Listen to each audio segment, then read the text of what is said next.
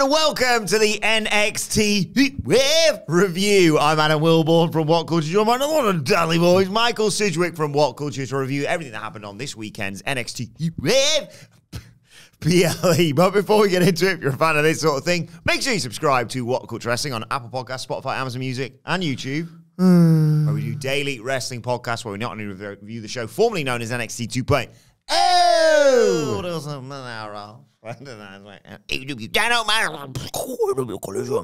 pay-per-views, premium live events. We have interviews, roundtable discussions, and a roundup of the week complete. Well, a quiz, of course, on WrestleCulture. As I said, though, joined by Michael Sidgwick to review NXT Heatwave from the weekend. The best wrestling show ever? No. Right up there, though. No. It's for me.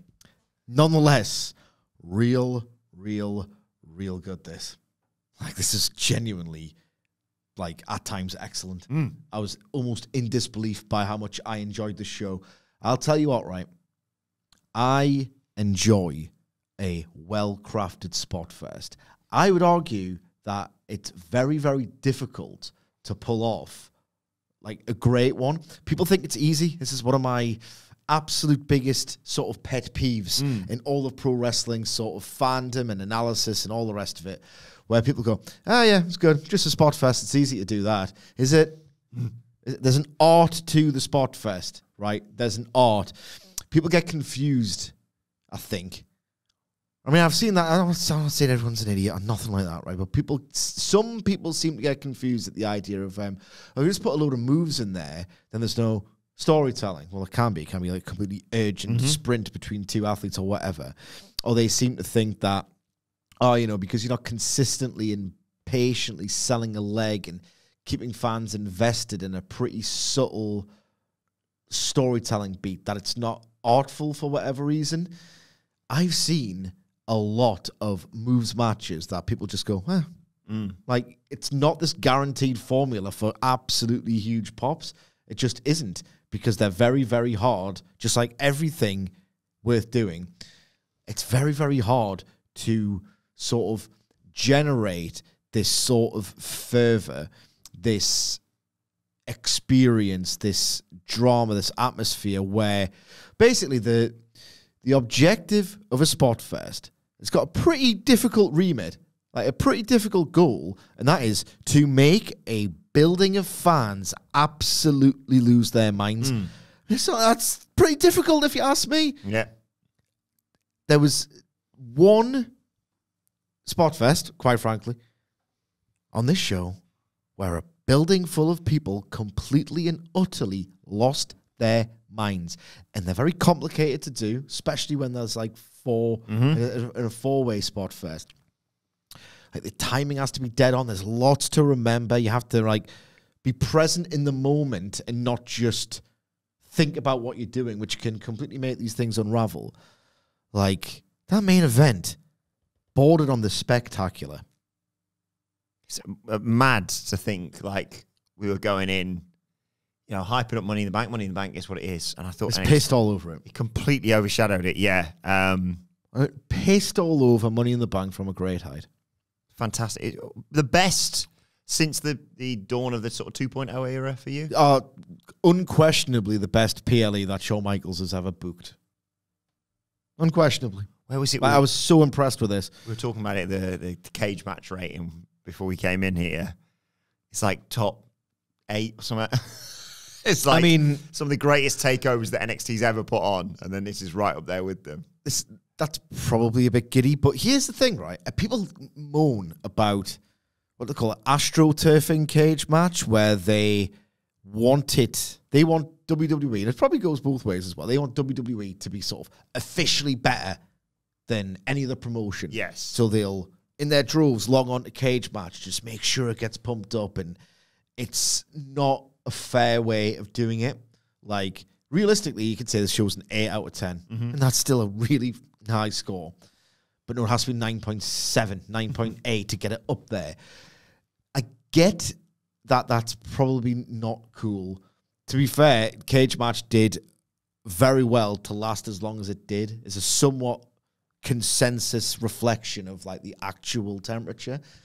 At the same time, I've always said this. Recency bias rules. It means you've felt something. It means you've enjoyed something. I've watched hundreds of matches where at the time I've gone 4-3, 4-3, even a 5, where I think, you know what? I'd probably go a little bit lower on that when I look back on it a bit differently. I'm the very last person who would say, let people enjoy things because I like analysis. I don't like toxic positivity. But let people enjoy things. Even I would say that. You loved it, didn't you? It was great. I didn't get to watch it until last night, and I knew we were on something special from seeing what people were saying about it online. You and I sort of spoke about it briefly yesterday. You were shocked at how much I liked it. Yeah, I thought, it must be good if Sidgwick doesn't think it's crap. It's 22nd on Cage Matches all time. I mean, that's ridiculous. That's absolutely ridiculous. But you know what? If it's well-intentioned and people are just expressing the genuine happiness that they felt, I don't begrudge that. I like recency bias. Better than The First Dance. Better than TakeOver War Games 2018. TakeOver Dallas. SummerSlam 2002. All Out 2023. Revolution 2023. That's not better than Revolution 2023, let's be honest. But I mean, people are happy. Yeah, it's such a good time. Let's dive into it. And I'm happy for them. Because let's talk about the first match, the match we've already been sharing with Josh Brown of WhatCulture Gaming, because he's fast becoming, he's not the only one, a huge fan of Obafemi. And the opening match was Obafemi defending the North American title against Wesley in a preposterous contest. This is absolutely fantastic. An unbelievable pro wrestling match. I think this is one of the best matches WWE's put on all year. Really? I'm trying to think. Some WWE match I've enjoyed the most. Sammy versus Gunther. Yeah. Hey, I'm telling you what, if it's not, this is still a very similar story, only with the result reversed. If not for the Brain Buster and Brain Buster! If not for the Brain Buster, it might have been a little bit, at least it was, I reckon it was at least as good. Were it not for the Brain Buster's like an iconic, completely out of nowhere WrestleMania moment. This didn't have that same emotion and it didn't have that same iconic moment. But my God, the way this was paced was absolutely wonderful. It's David versus Goliath, but Goliath wins. Yes. So early on, obviously, Obafemi wins the power exchange because he's Obafemi. And I just wrote here, Obafemi hits an F15. Oh my God. Not an F5, not an F10, an F15. I sometimes try and like be a bit like decorative with my writing and like, you know, try and paint a vivid picture, you like exaggerate, embellish, like really put across how much you're into something. And I've used maybe once too many, like, they got sent into the rafters. Wesley got sent into the rafter. Yeah. It was ridiculous. Like, how can you possibly like post for that bump? He sucked. It's the second PLE in a row where I'm like, how long has that guy been in the air for? Because obviously he did the spot with Coffey as well in the triple threat before. Then as if that wasn't bad enough, he throws him into the exposed steel underneath the ring. And then whilst targeting the injured back, does a surfboard on him. Patter as well. Yeah. You can't like gimmick that. I mean, there's probably a way of doing it so it's not that bad. But it looked it, so I don't care. Yeah. Wesley got a bit of hope. He got like hung in a tree of woe, and then as Obafemi charged, he got up obviously, and Obafemi posted himself, and so he thought, fightback's on, and he's on the apron. Obafemi's on the outside. Wesley's on the apron, and they do the bit where he's like, and he jumps over his leg, jumps over his arm as he's swinging for him. He does it again, and then Obafemi just have some of that, you dickhead. Completely kills him again. I was like, match is over. That wasn't. But I will say that was the moment that we got a bit of a... what have I done there? Oh! Teachable moment! I thought it was broken. I mean, it's already on the fritz, obviously. Yeah, exactly. That was when he started talking about Eminem lyrics for some reason. Yeah, Vic Joseph, he threatened to ruin the match for me. So... Wesley fought back, tornado DDT, a parade of dives. Like, you probably know what the thing is as well. Sorry, I'm going to forget. He's probably like, preparing for the show. His old Vic Joseph, like, really excited. It's like there's going to be a moment where Wesley's going to get the hope spot in a David versus Goliath match. Of course, he is like, he probably got so excited about writing this and thought, watch out, Jim Ross. The next iconic call in wrestling's just about to happen. And it was so lame. It was like the one bit of the match I didn't like. I've grown to, ironically and earnestly, appreciate Vic Joseph. But that was real bad. It was so forced. The call of the weekend was Alan Shearer. Of course, pressure. What pressure? Pressure's for tires. Hear what he said on the rest is football. It was either that or the alternative phrase he was going to use. I can feel a semi coming on. Brilliant. Should have just done that. Anyway, Wesley, loads of dives. He got a near fall from Hurricane Rana, and then springs off the ropes, and another he's dead. Like a European uppercut, but it's over Femi, so it's like death. Brilliant. The bit where you thought Wesley might win it, though, was when they were fighting on the top rope. I think he tried to do like a big Hurricane Rana or something off there, and Obafemi stops him with his power. And then effectively, Wesley hit a top rope X Factor, followed that up with the cardiac kick. 1, 2, kicks out. So Wesley goes, right, I'll go back up top and hit a big splash. And he does, but the moment he lands it, you're like, oh, didn't really seem to have an effect. And that's because Obafemi's got him in the choke slam. Yeah. He gets out of that, but then Femi just chucks him in the air again, gets him with a massive powerbomb. 1, 2, 3. Obafemi wins and retains. Classic. I thought this was absolutely fantastic. Absolutely fantastic professional wrestling. Wesley is up there with one of the most underrated wrestlers in the world.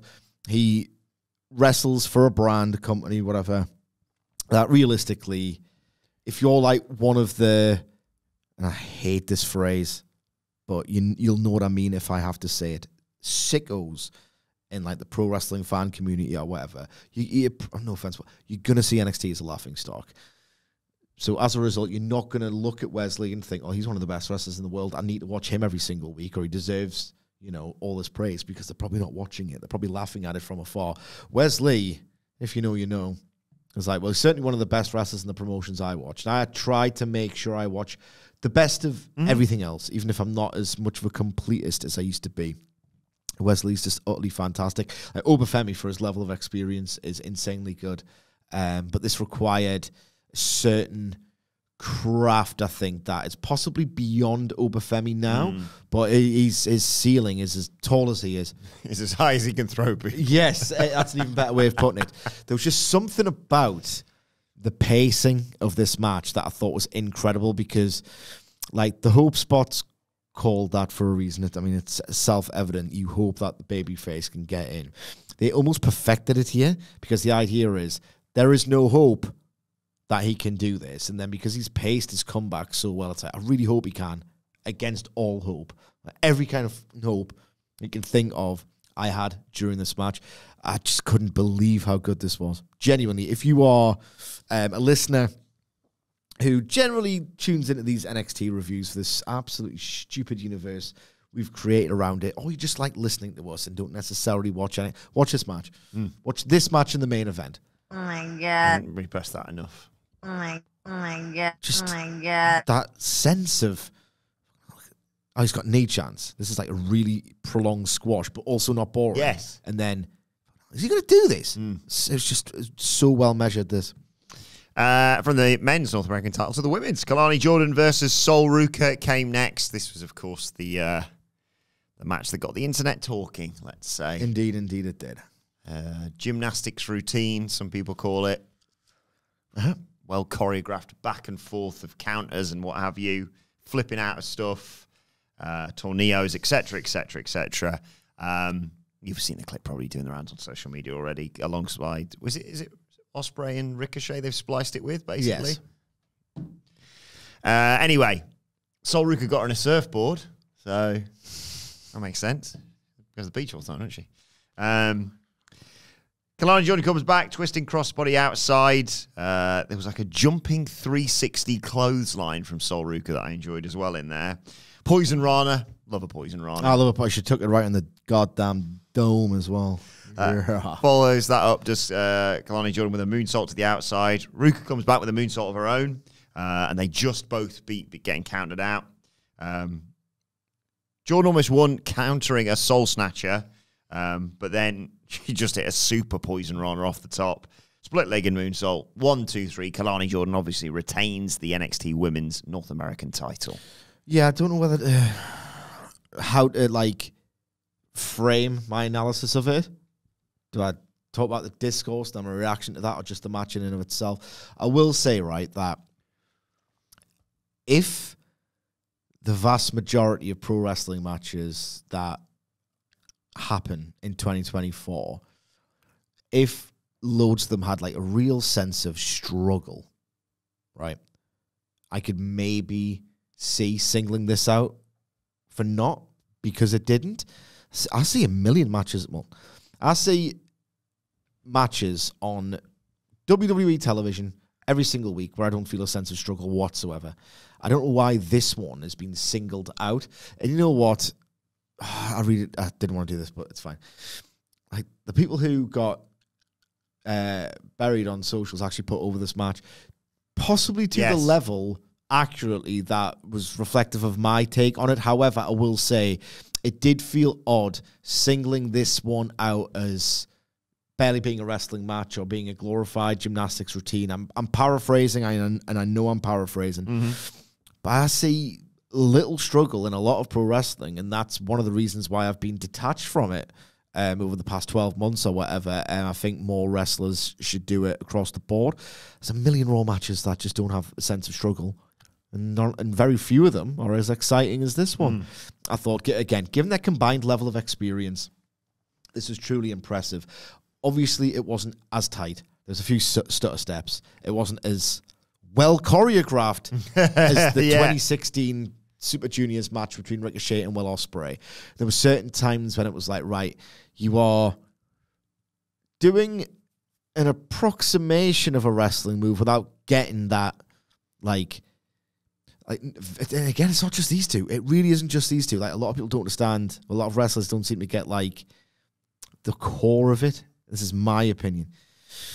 Of, like, a press is called a press. You want to leap off the top turnbuckle or springboard off the ropes or whatever and press them down to the mat, right? A lot of them are just a nice thing, and then there's very minimal sort of impact. So there's a few moments where they're sort of doing a crossbody, but, like, into one another's pelvis, without really getting the core logic of why you would do that move and do a pin on the back of it. But again, like, I remember reading, this really spoke to me once upon a time. Lance Storm did, I think he used to have a blog.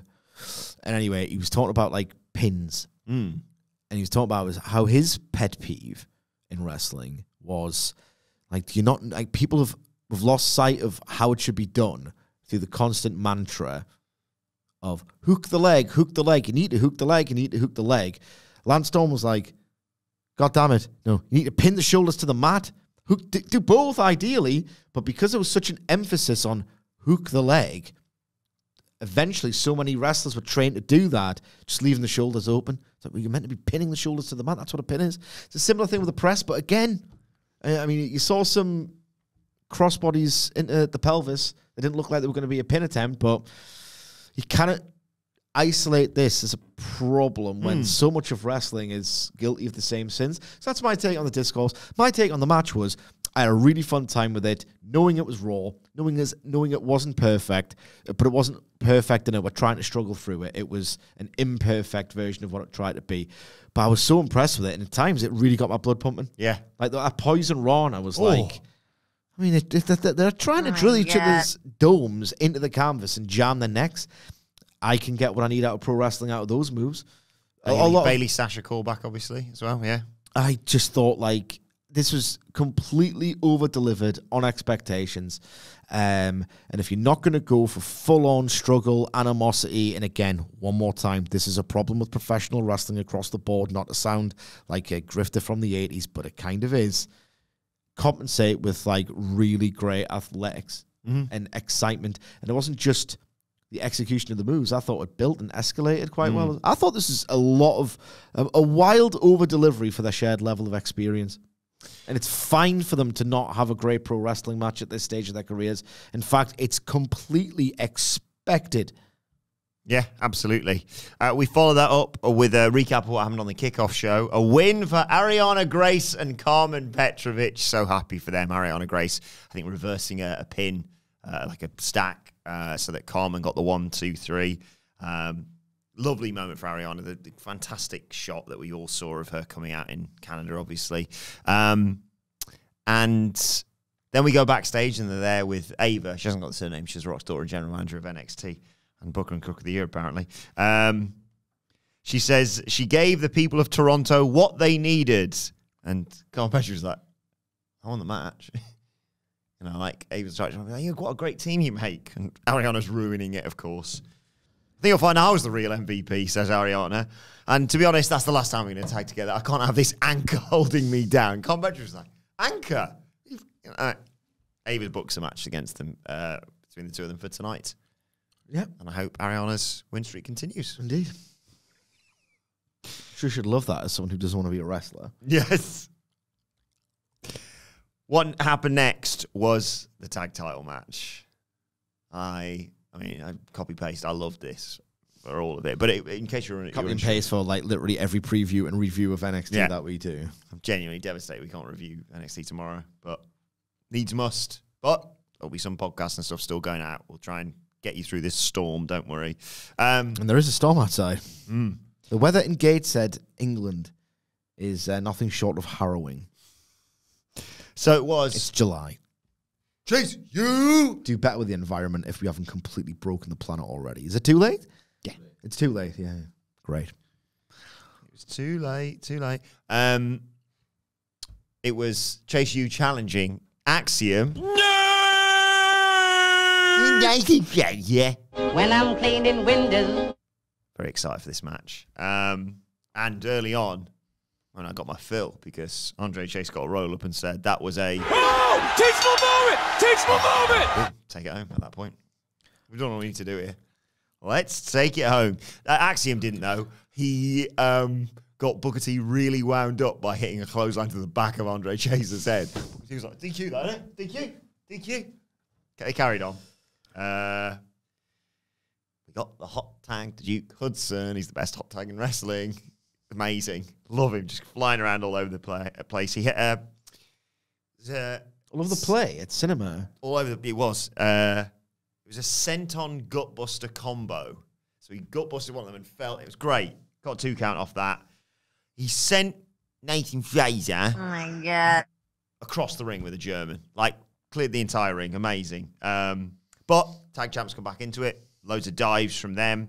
There's a splash and a 450 for a 2 count for them.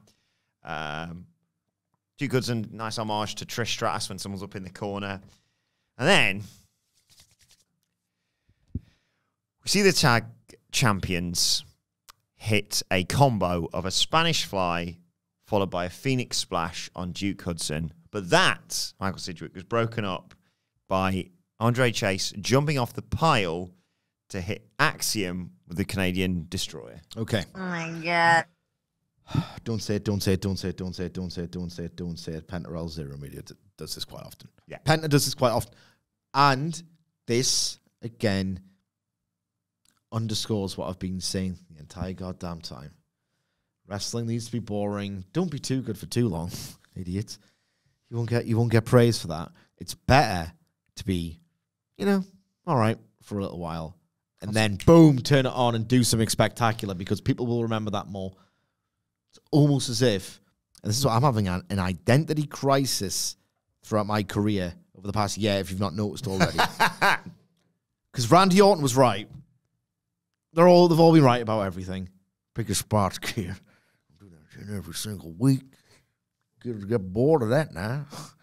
Gotta pick your moments, kid. Gotta pick those spots and just be honest. Correct, you do, because Andre Chase, like Penta has done this, like so often it was becoming a bit contrived. Andre Chase, you wouldn't expect to do it. Does it once on a big show when it counts, and people will remember that more than about 10 of them. Remember when you've forgotten, haven't you? Probably. Remember when Penta did the spot to Keith Lee? To Keith Lee, and it somehow didn't look contrived. Forgot it. You're right. Probably done it too much since. You know what? It gets a pop. He can do it whenever he bloody wants. And he kind of does it better. But the core truth remains, and I've learned this to my cost, it's better to be boring and then good than to be good all the time. I can't explain why this is. Bright light city gonna summer again. It's an eternal truth. I don't want to have that as go to the finish. Okay, there was a great near fall when I will say the timing was great because it was 2, 1, 2, Destroyer. yeah, it was really well timed. There's an even better bit of timing. He didn't even need to go. Oh my God. He didn't even need to go off the go off the pile. The ref would have been so distracted. Is he just saying Destroyer? Yeah. Oh, I forgot what I was doing. Great near fall for the challengers after Nathan Fraser super kicks Axiom accidentally. I'm not being funny, right? When Nathan Fraser is in front of me and he super kicked Axiom, I thought broken nose. Like, it's weird to put over a leg slap because people don't like them. What a leg slap that was. It looked like he caved his face in. We get the Chase U stomps, but unfortunately the tag champs fight back. Falcon Arrow, Golden Ratio.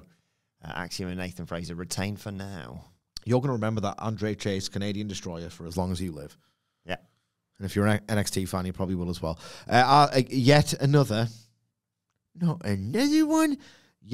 incredibly exciting spot fest on this show.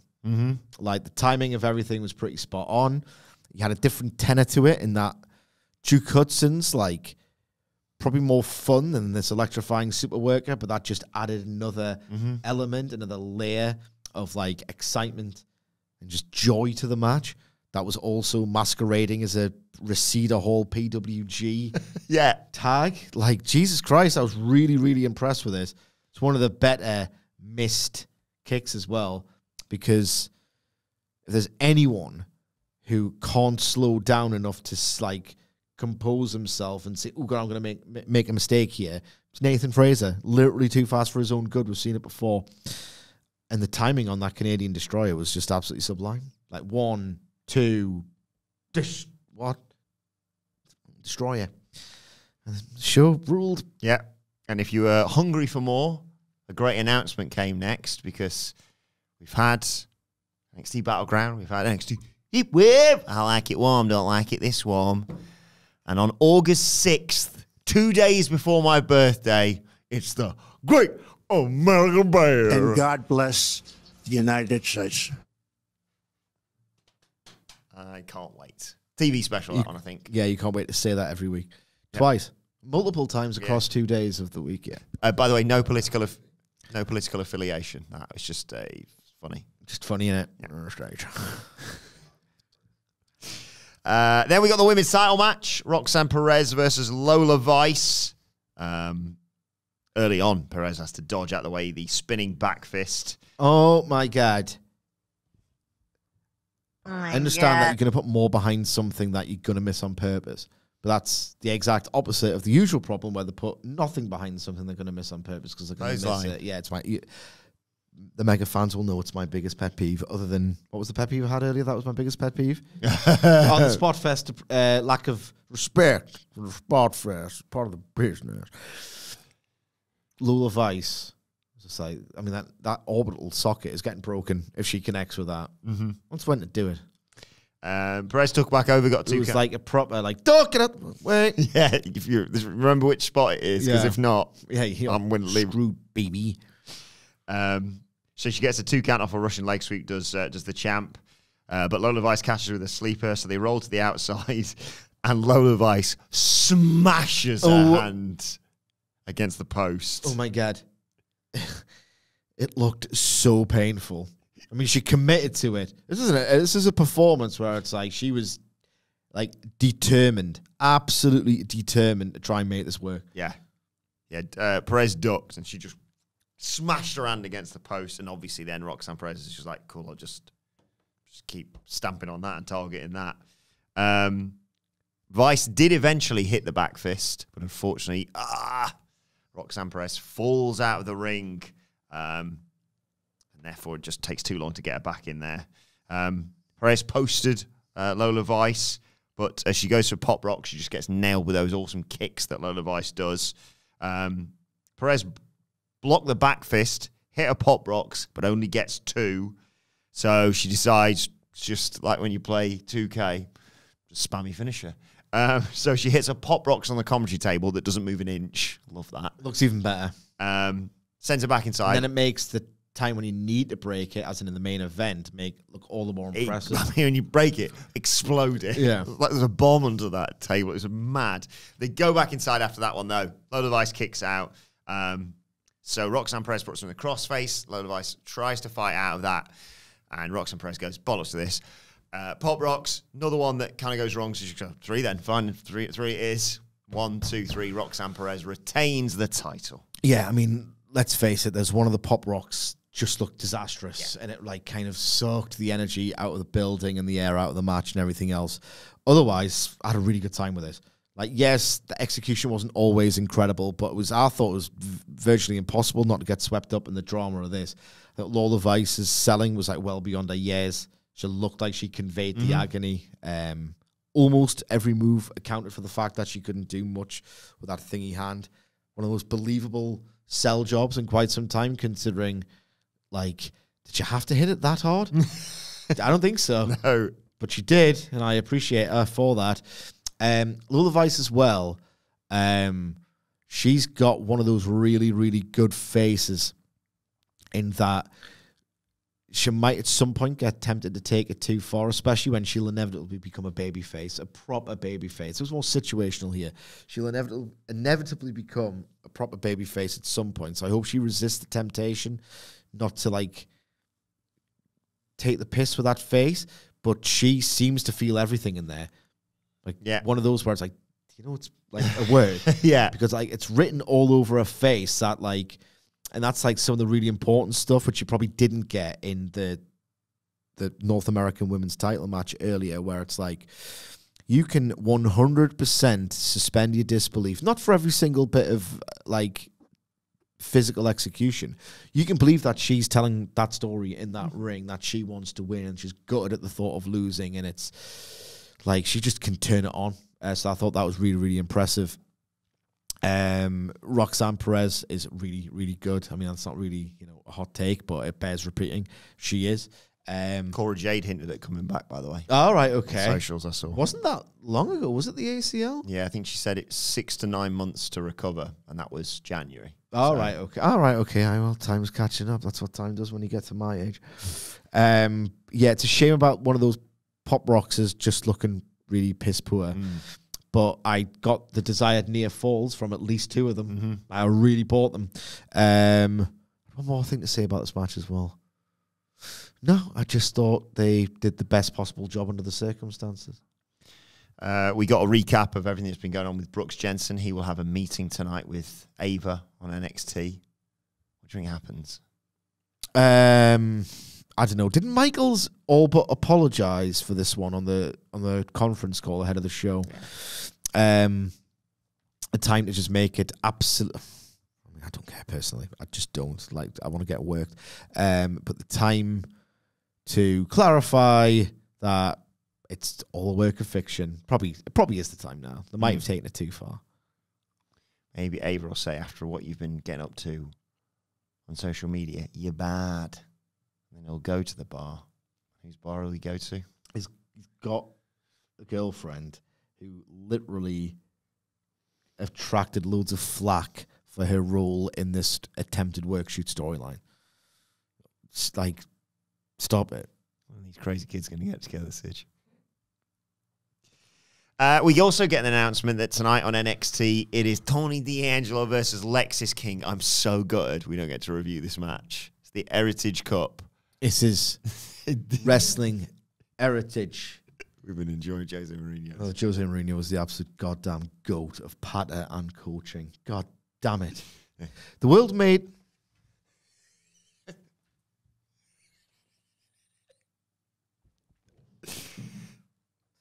The world was better. That one as well, with Pochettino in the background.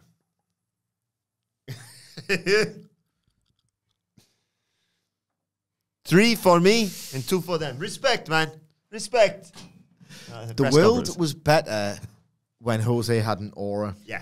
I think it all started to go wrong when the special one, which he wasn't so special anymore. That's when the world turned. It's a good point. It's true. I mean, this match is going to absolutely be rotten, and I'm so glad I'm not going to have to watch it. Oh, that's just reminded me, actually. What? My herbs delivery is getting it. Because, you know, he was tending to, like, his basil and stuff. Herbs? Yeah, my herbs delivery's just arrived. Can it be admitting to that? No, just like a little bit of, you know, basil. Just go to Tesco. No, it's here. I need to go and sign for it. So Well, there's lads downstairs. It's fine. I'm worried. But I'm worried, like, you know, Josh will just, like, scoff it all or something before I can even get down there. I'm going to go and check on it. You give us a really long, detailed What's your favourite herb? Mint. Basic bitch. It's coriander, of course. It's coriander. There's like 3 of the best cuisines are all elevated by coriander. Mexican, Indian, Chinese. All need a bit of coriander, yeah? Absolutely great. I can't remember what Wilbourn asked us to talk about, so we'll... to some people, it registers as soap. Like Liv Morgan's laughter. I might have said that one before. Anyway, on the subject of Liv Morgan, if you want to check out our Raw review, it was posted, I think, earlier today.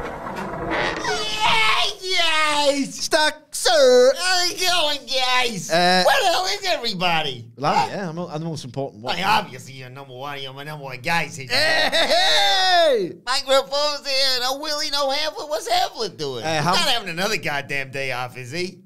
Yet again, he is. He's having yet another day off, yet another one, but I think he's actually like looking after his children. Oh, okay, fair play. You know what? I take it back, but And Wilbourn's getting some herbs delivered. Oh, trust me, I can smell them from when I get off the goddamn plane.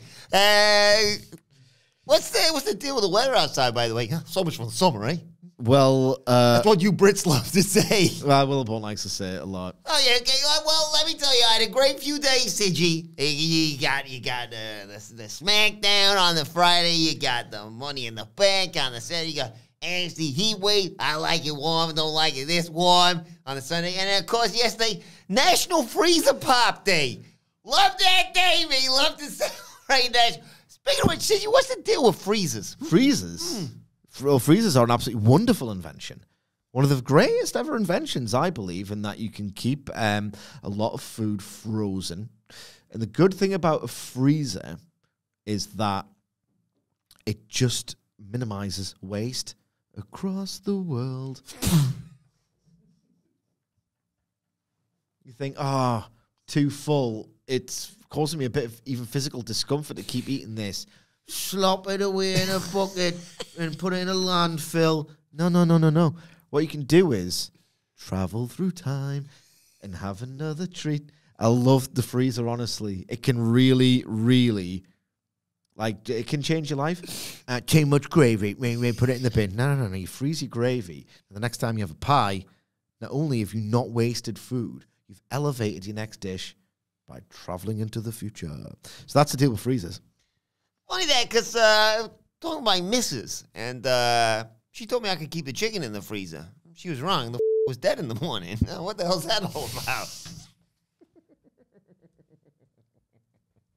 It's the wrong chicken, Starks. Okay. Your chicken froze to death. 3 jokes, 3 questions for you. As always, great to tell your kids about these jokes. Question joke number 1, Stitch. Why was the alien masturbating in the freezer? I'm assuming the setup's going to be better than the punchline for this. Why was the alien masturbating in the freezer? It's a lot easier when... Microphone? Can we confer? No. How's the alien jacking it in the freezer? Right, I'm right. Aliens. E.T. Phone home. Come home.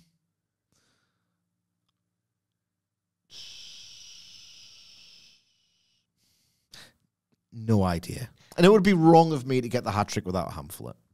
Why was the alien masturbating in the freezer? Because he wanted to come in peace. What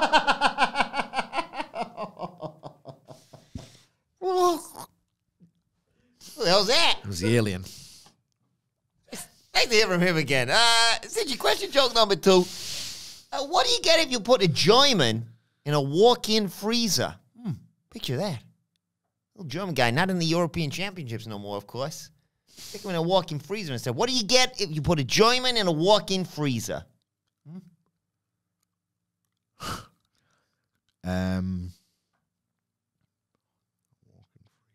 Chili, cold. Don't know. What do you get if you put a German in a walk-in freezer? Cold hands. Cold hands! Final freezer question joke for you, Sidgy. What is the difference between my missus and a freezer? What's the difference between my missus and a freezer?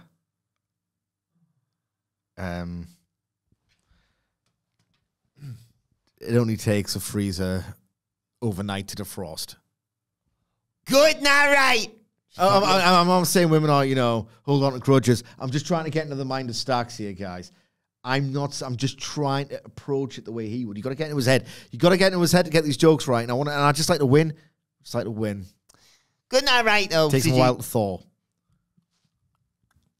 What is the difference between my missus and a freezer? The freezer doesn't fart when I pull my meat out of it. See you later, guys.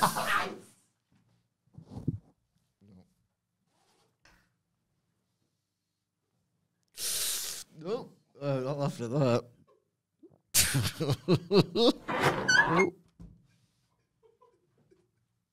Bye, Starks.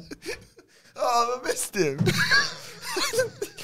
Yeah. I was just showing a joke with the delivery driver. Yeah, what was the joke about the delivery driver? I told he you. He said, what'd you get if you put a German in a walk-in freezer, cold hands? All right, that's a good joke. Yeah, good joke, and probably the only one we can repeat from this one, huh?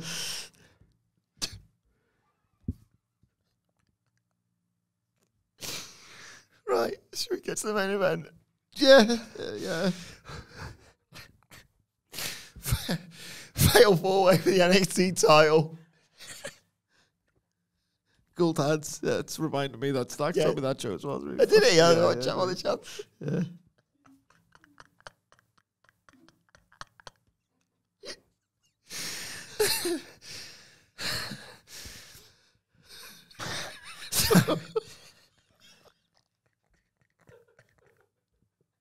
No. Oh, no. Is everything all right? Yeah, no, it's just I was so emotional watching the hometown guy get us win in the main event of NXT Heatwave. I like it warm, but I don't like it that warm. And, reviewing it has just reminded me of how emotional that was. Oh, good. Okay, well, yeah, it was Trick Williams defending the NXT title against either Paige, Sean Spears, and Javon. Yes. It's disgusting. Go on.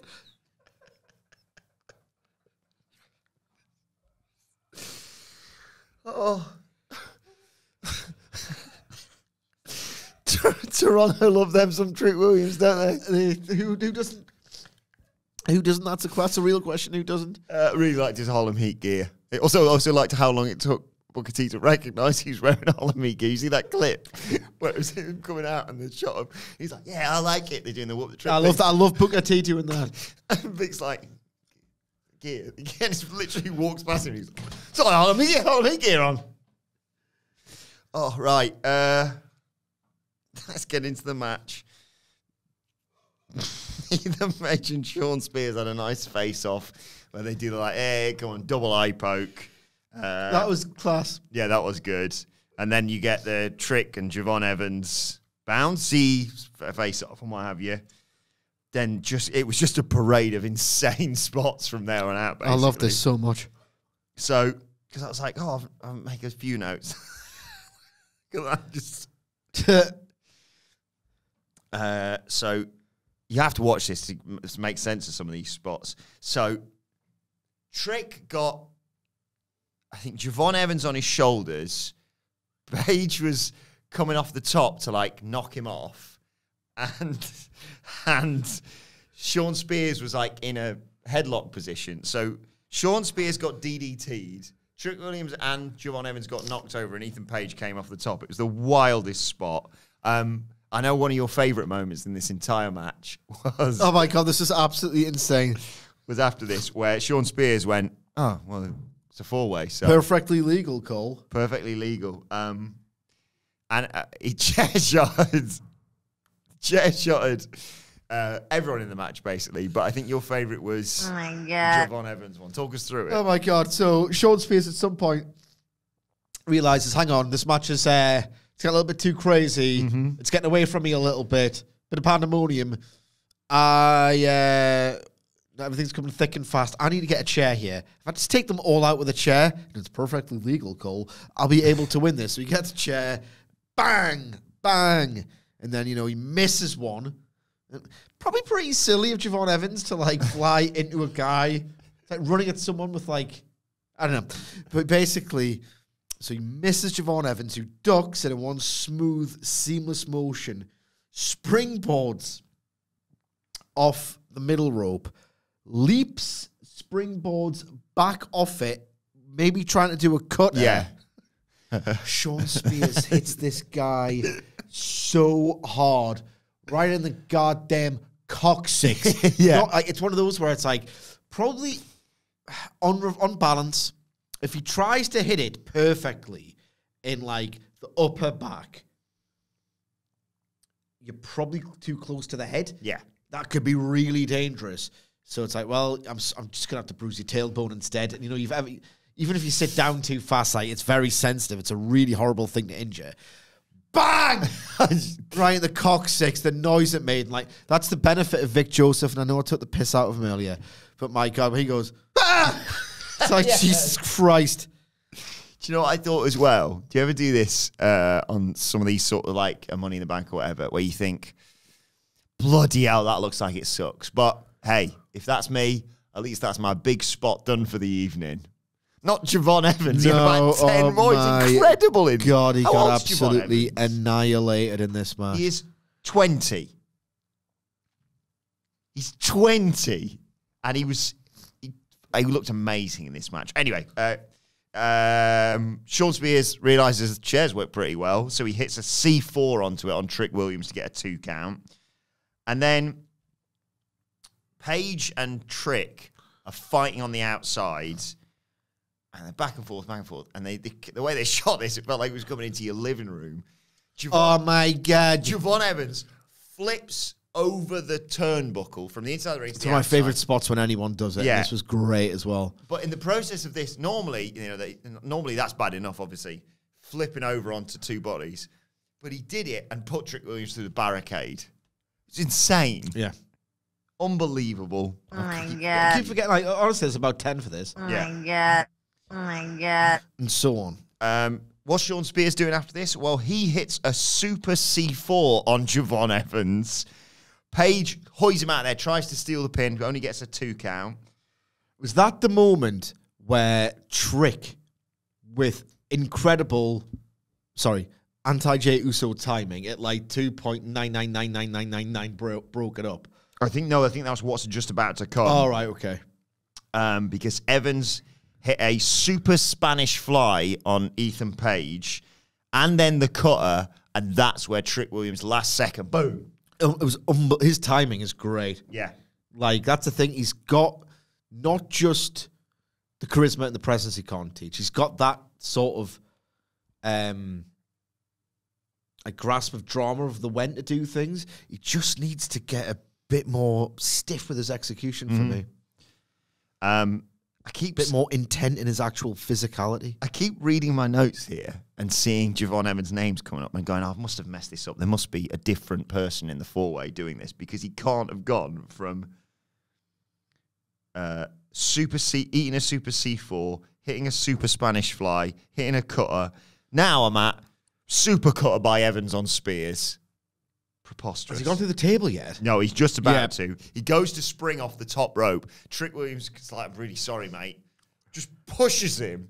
He flies backwards. This table's been cleared out earlier when Paige and Trick were fighting out there. Just flies backwards. Boom! The table explodes. Oh my God, the detritus everywhere. There's just a Kind of like cleared it and smashed it at the same time. So it looked like his neck was going to smash the barricade. And his lower back was going to, like, Shawn Michaels, basically. Yeah, Jesus Christ. This match was awesome. Go and watch it. There was a rest in peace chant after that. So Shawn Spears gets Trick Williams in a sharpshooter. Very nice. But Paige hits Trick with the Ego's Edge. And at the last second, because, like, Spears has been taken out here. Ego's Edge. Oh, my God, he's got it won. Javon Evans again appears to just put Trick Williams' foot on the bottom rope to break the fall. And they're all in and around it then. I think Shawn Spears is on the apron, but the other two of them, Javon Evans and Paige, that are in there. Trick Williams comes flying in. He hits a trick shot, the knee to Javon Evans. That also knocks Shawn Spears off the apron. Ethan Page tries to grab him. Trick Williams turns around, trick shot to him. But as he does that, Shawn Spears grabs Trick Williams' legs to drag him out of the ring. Ethan Page, who's just been hit with a trick shot, just goes, ugh, falls over, lands on top of Javon Evans. 1, 2, 3. Ethan Page is your new NXT champion. He doesn't know until about 30 seconds afterwards because he gets woken up to be given the NXT championship. Trick Williams is pitching a fit at ringside. People can't believe what's just happened. I can't believe what I've just witnessed. Only in NXT can you do one of those. That sounds good on paper. Probably a bit dumb for your world championship. They can get away with it. That is the universe they've created, so that's fine for this product and these fans. This match was genuinely incredible at various points. Like, I thought it was such an achievement, considering like the expectation level going in and how much it surpassed those expectations. We were kind of a bit indifferent, let's be I honest, was a bit towards indifferent. it. I mean, that is I thought Javon would flip around because he's amazing at that, but yeah, like Trick is uneven. Yeah.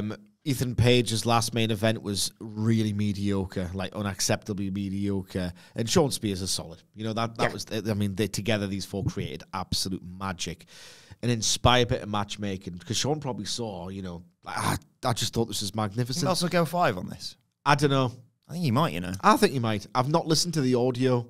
No, me neither. Where I can usually translate Dave, so I'd need to find that out, but seems like his sort of thing, and it was done incredibly well. Like, the thing about a Spot Fest and this kind of genre of match, maybe Spot Fest reduces it. Maybe we need to put respect on the name of the Spot Fest, whatever. You know what I'm talking about. You get what kind of match I'm talking about. You're meant to do nothing short of, like, squeal and excitement and shock and exhilaration and surprise and everything. Like, I made noises watching this. Like, the chair shot of the coccyx, like the timing of some of the saves, that table bump, like howl, shriek. I don't know what noise. What's that noise? I made it. Yeah, it's man on a Money in the Bank weekend that the first thing you're like, I need to go back and watch is this. A match without a ladder. Yeah, it's a good point. We should also mention, not only is Ethan Page new champion, and obviously one would assume they're going to circle back to this on tonight's NXT and rematch, inevitably, obviously. That wasn't the last thing we saw on the show.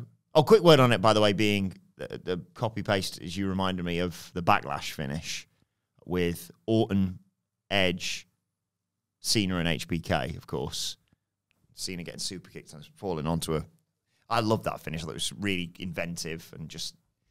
Like, if you're going to take it away from it, I sense it's only going to be a brief. Yeah.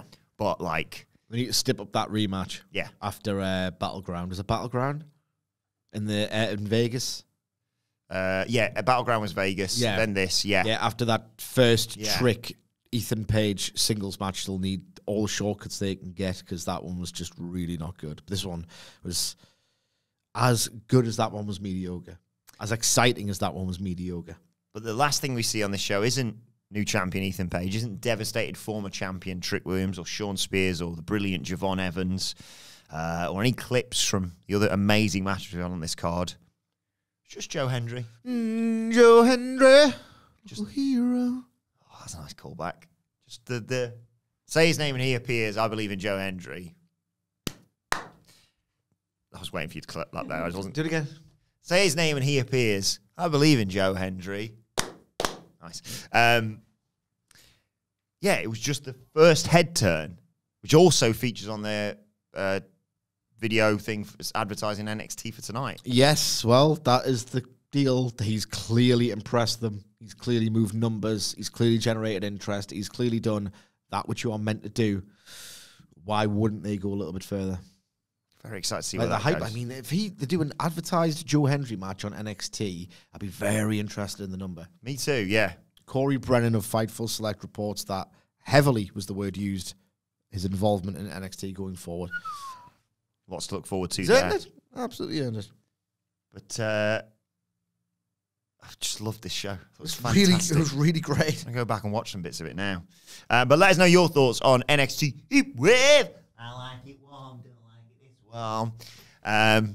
In the comment section below or on X at WhatCulture WWE. Well, actually, you can follow both of us. You can follow Michael Sidgwick at M. Sidgwick. Follow me at Adam Wilbourn. Follow us all at WhatCulture WWE. Follow our brilliant producer at It's Adam Nicholas. And make sure you subscribe to WhatCulture Wrestling wherever you get your podcasts from for daily wrestling podcasts. The Raw review is available right now, and we'll be back tomorrow because we're going to try and squeeze it in today on our last day of recording with a Dynamite preview.